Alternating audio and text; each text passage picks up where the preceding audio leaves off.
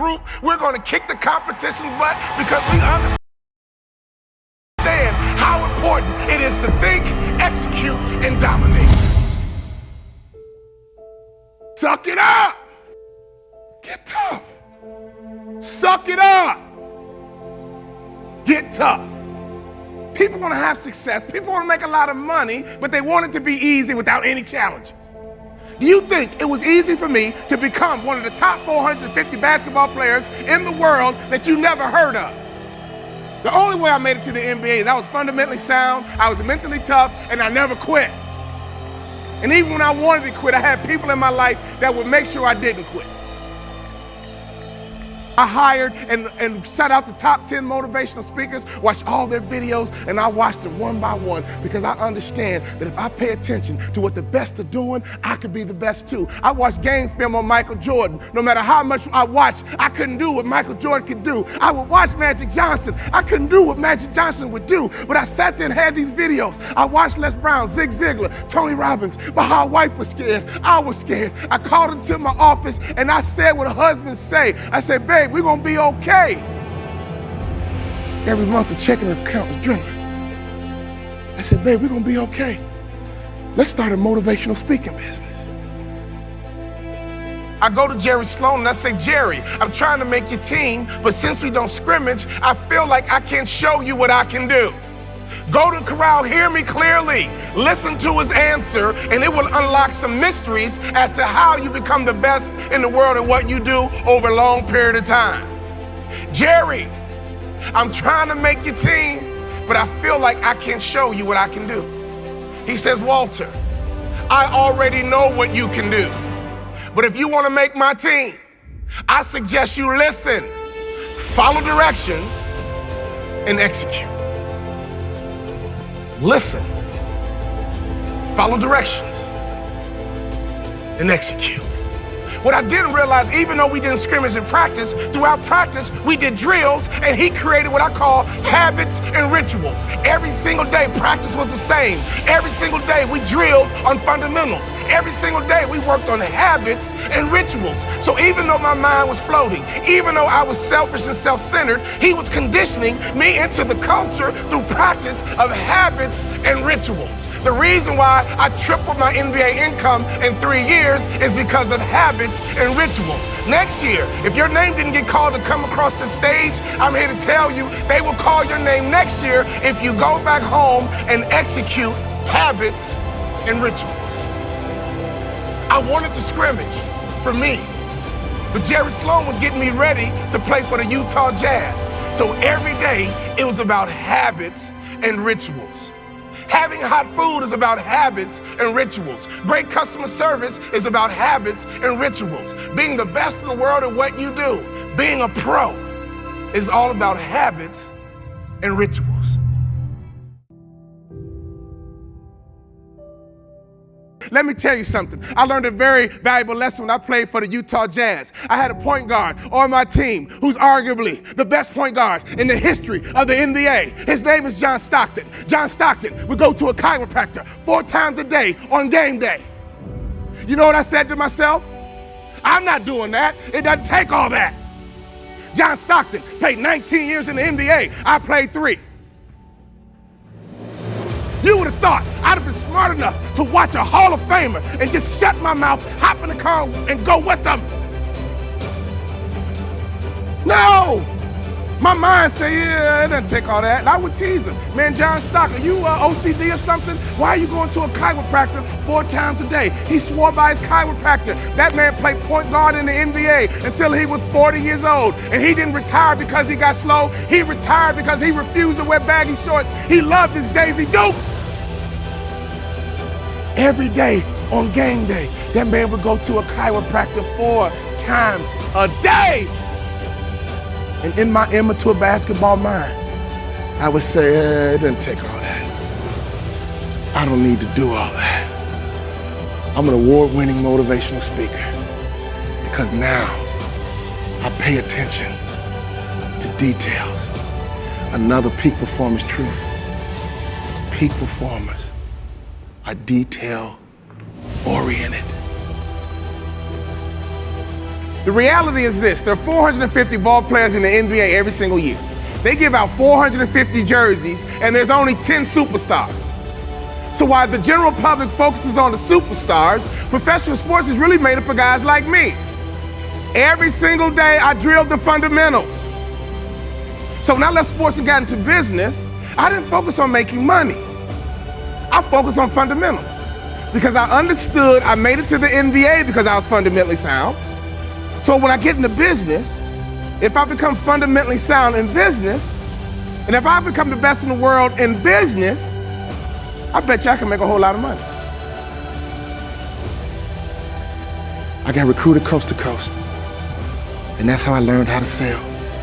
The doorbell would ring. These coaches would come into my living room. They always traveled in a pack of 3. They always wore university-issued golf shirts. They always had a brochure, and they put the brochure on the coffee table. There were always 4 students on the brochure, 2 white, 1 Asian, and 1 African-American every single time. And sometimes they would substitute the Asian for a Latino. And as I collected more brochures, I began to recognize some of the same kids on different schools' brochures.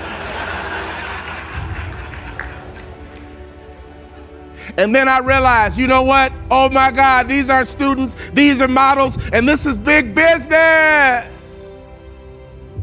Your industry is big business. And whenever you have big business, it's very competitive. But in basketball, if you win by 1, you still win.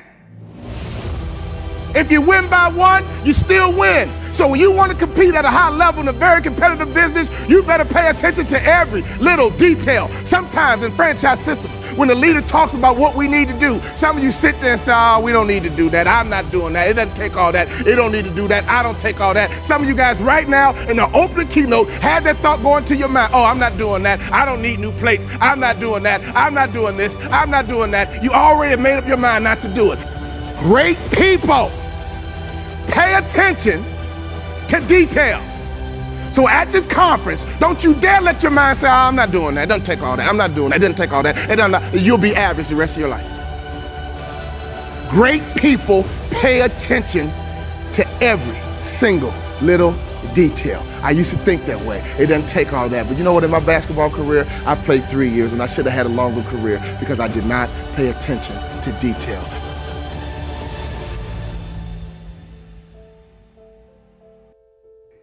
I'm kicking my competition's butt, mainly because I cut off the news, and I understand my success is based on my daily habits. The first day of high school, I walked in full of confidence. I believe confidence is arrogance under control. I walked in my first day of high school full of confidence until I passed the principal's office. And he was 6'6", 240 pounds. Everybody else called him Mr. Bond, but I called him Dad. That first day of school was the longest day of my life. I attended high school in Chicago's inner city where my father was a principal of my high school. I got to the lunchroom and I ate lunch all by myself. I could hear my classmates whisper, that's the principal's son, that's the principal's son. Where? Right there. I couldn't wait to get home. I made up my mind, when I get home, I'm gonna throw a pity party. Go ahead and cry, feel sorry for yourself. Be angry, be frustrated, but I only give you 3 days. I went home that first day of school and I threw me a 3-day pity party. You guys don't know me, but I know how to party. Peak performers always think positively. So go ahead and throw your pity party for 3 days, and that's it. Every other thought after that 3rd day, make sure it's positive. If you see you or feel yourself thinking negatively, stop it right then. And reprogram your mind to think positive. I'll give you 3 days. Go ahead and do it. I do it myself all the time. But I threw that 3-day pity party and I came up with a plan. I'm going back to high school. I'll be starting a baseball team, basketball team, football team, president of my journalism club. My classmates are going to vote me most likely to succeed. 4 years later, after my pity party, I got focused. When I was an immature basketball player, I didn't get that concept. I had another teammate named Karl Malone, who arguably had the best body in the history of the NBA. I would go to restaurants with him, and he annoyed me. I couldn't even imagine what the waitress felt like. He annoyed me. Now, he had the best body of all time in the NBA, but he annoyed me at restaurants. He would order grilled chicken Caesar salads, and he would ask the waitress, when you grill my chicken Caesar salad, can you make sure there's no char marks on my chicken breast? You want her to levitate the chicken over the grill? I mean, what do you want her to?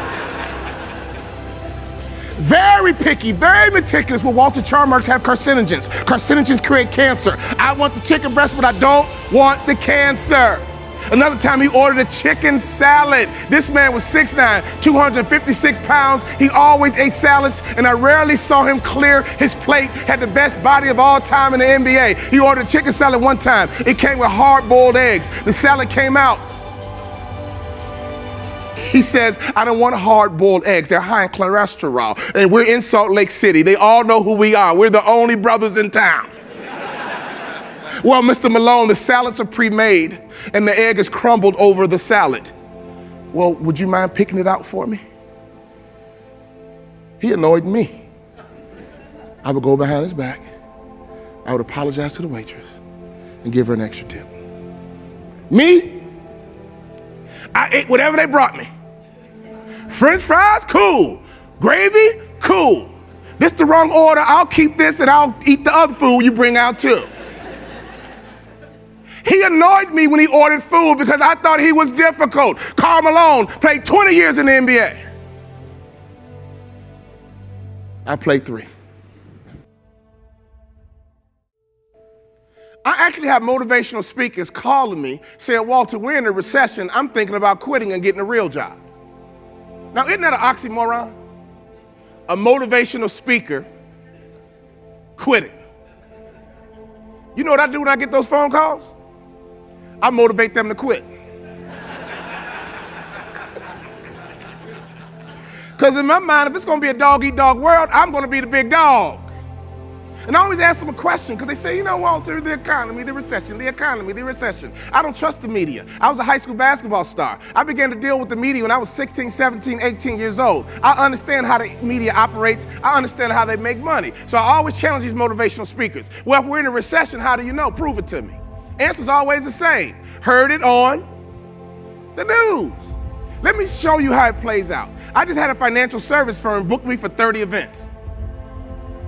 If you multiply my feet times 30, that's an NBA contract. They wanted these events dealt and delivered in 90 days.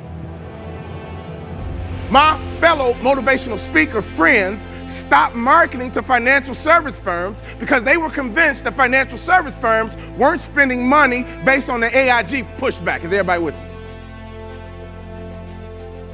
In 90 days, I made NBA money merely because I don't trust a thing the media says.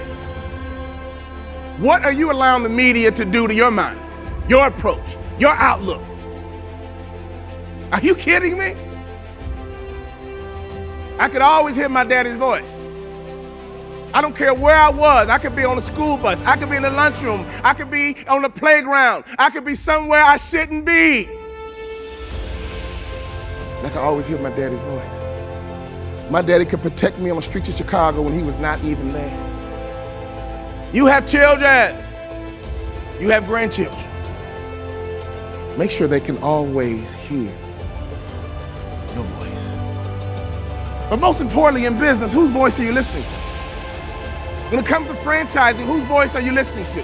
When it comes to same-day sales, whose voice are you listening to? When it comes down to hiring the right Cassie, whose voice are you listening to? When it comes down to being successful in franchising, whose voice are you listening to? My wife and I are former franchisees. That's why I'm a no-brainer to speak at franchise conferences, because every franchise system has typically 2 groups at the conference. You have the one group that buys in. And they're in the corner talking about how can we execute? How can we improve same-day sales? Wow, you're doing good, I'm doing good. Let's keep working together. What can we do to improve the brand? We're at the conference, let's buy in. There's always another group over in the other corner. Like, yeah, man, corporate. Yeah, corporate. Corporate's always trying to sell us something. I know. They're just trying to make money. I know. All that stuff they're talking about, you gonna do it? Nope, me either. So every system, trust me, has 2 different groups at the conference. The group that buys in and the group that's rebels and don't. So here's another rhetorical question for you. What group are you with? Birds of a feather Flock together. It doesn't say old birds and new birds. It says birds of a feather. Flock. Brian Tracy puts it this way, another very great motivational speaker. He says your salary will be the average of your 5 closest friends. I never made the Kobe Bryant, Michael Jordan money. I was terrified of becoming that athlete who went broke. And for months, I saw my checking account dwindle every single month. College educated, college degree, but every month my checking account was dwindling. I had no other skill sets. I had sold out to the sport in which you have to do. To play pro basketball, you gotta sell out. So here I am, 31 years old, wife and 3 kids, mortgage clicking every single month, and I was scared. And I believe if mama ain't happy, ain't nobody happy. So the next day, we joined the country club. And I walked in with my typical Chicago strut. All the other guys walk like this. I looked at my wife and I said, babe, I can't even walk like that. That does not look comfortable. It doesn't even look natural. Brothers don't walk like that. But Brian Tracy is right. When I walked into that country club, I was scared to death about my future. But your salary will become the average of your 5 closest friends. Now we've been at the country club for 14 years. Now I can walk like they walk. Now I can talk like they talk. Now I think like they think. And now I make what they make.